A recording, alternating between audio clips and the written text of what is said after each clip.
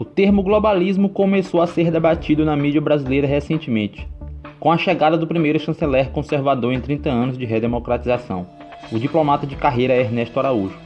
Porém, o fenômeno do globalismo já vem sendo discutido há muitas décadas na Europa e nos Estados Unidos, algo que a mídia esquerdista do Brasil simplesmente não conhece, e quando passou a conhecer não buscou sequer um mínimo aprofundamento para tratar do tema.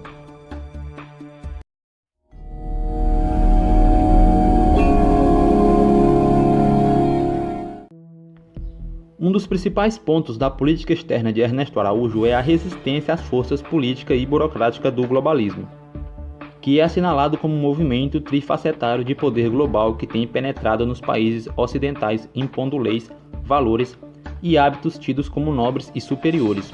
Olavo de Carvalho, em trecho do debate com o ideólogo russo Alexander Dugin, define as três forças do globalismo que operam no mundo atualmente. Diz ele: as forças históricas globalistas que hoje disputam o poder no mundo articulam-se em três projetos de dominação global, que vou denominar provisoriamente russo-chinês, ocidental e islâmico.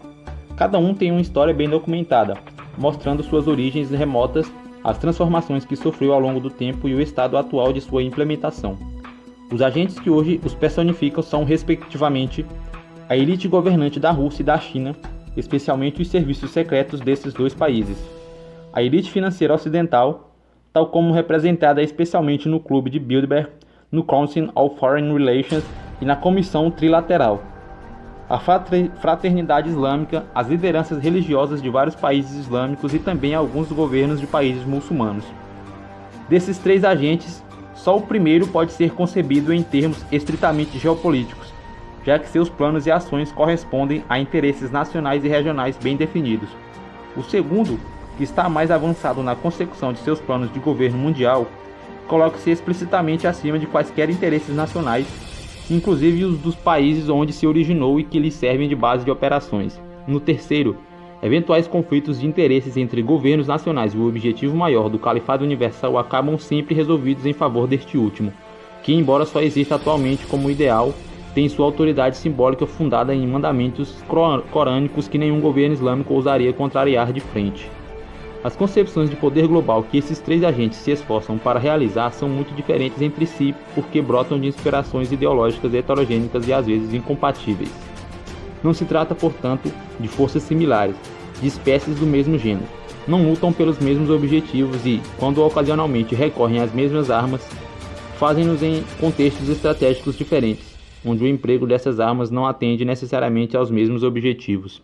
Acontecendo na própria Europa, na Ásia, enfim, toda parte.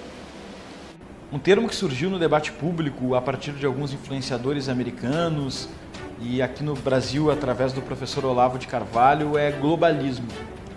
A denúncia do que seria o globalismo, que basicamente se resume em agentes de representação notável com interesses de organizar órgãos supranacionais que intentassem um governo global. O senhor concorda com essa interpretação? O que o senhor entende por isso e que agentes são esses? Eu acho que isso é parte do globalismo. Eu acho que essa maneira de ver o globalismo ela é um pouco, ela leva para algo um pouco limitado, quer dizer, de ver o globalismo apenas como a tentativa de criação de instituições globais ou de usar as instituições globais para influenciar nos países. Isso é parte da coisa. Eu acho que o mais grave, digamos, do globalismo é na mente e no pensamento, né? Eu acho que o globalismo ele é perigoso porque ele é sobretudo um sistema de pensamento ou de antipensamento, né? Eu vejo o globalismo muito como o processo pelo qual a ideologia marxista, a partir do começo dos anos 90, sobretudo a partir mais ou menos do ano 2000, ela penetra na globalização econômica e faz dela o veículo da sua propagação.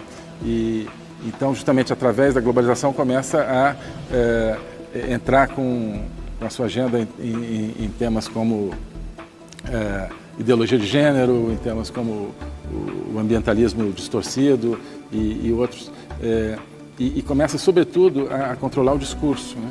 Controlar o discurso. A dizer o que você pode dizer e o que você não pode dizer. E cada vez o que você pode dizer é menos, ocupa um menor espaço. Então, Eu vejo mais o globalismo assim, aquela ideia de que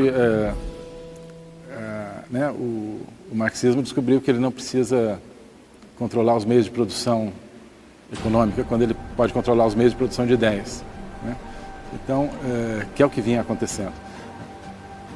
E é através desse controle das ideias que essa corrente começa a capturar instituições e começa, a partir dessas instituições, tentar né, agir para diminuir justamente as identidades nacionais e as identidades pessoais também, né? Porque, no fundo, é isso. Parte do problema só é a diluição das identidades nacionais. O fundamental é a diluição da própria identidade do indivíduo, do ser humano, né? E o achatamento do ser humano, que, a meu ver, é o projeto marxista. Por isso que é o problema, né? Então, não é questão de dominação mundial, assim, porque quer que a ONU domine, não é isso. Eu acho que não é isso, né? A utilização de todos os instrumentos para a diluição da nação e para o achatamento do ser humano. Isso é que eu acho que é realmente o grave do...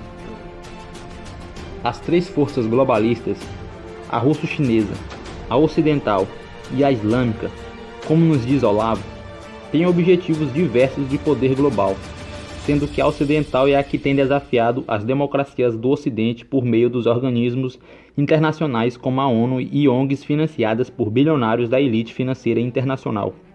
O chanceler Ernesto Araújo trouxe à tona o tabu de se discutir o globalismo, sem medo de expor o tema e de se mostrar contrário à burocracia autoritária da ONU, reforçando além disso a visão do Olavo de Carvalho. Bastou ele ter essa autonomia e coragem para a mídia brasileira se voltar totalmente contra a sua pessoa, tentando ao máximo difamar sua imagem e associá-lo à maluquice por falar do globalismo. Mas a mídia sequer estuda o assunto. Seu objetivo é prejudicar o trabalho do ministro por pura birra, pois ele não reza a cartilha da ONU como fez todos os ex-ocupantes do cargo.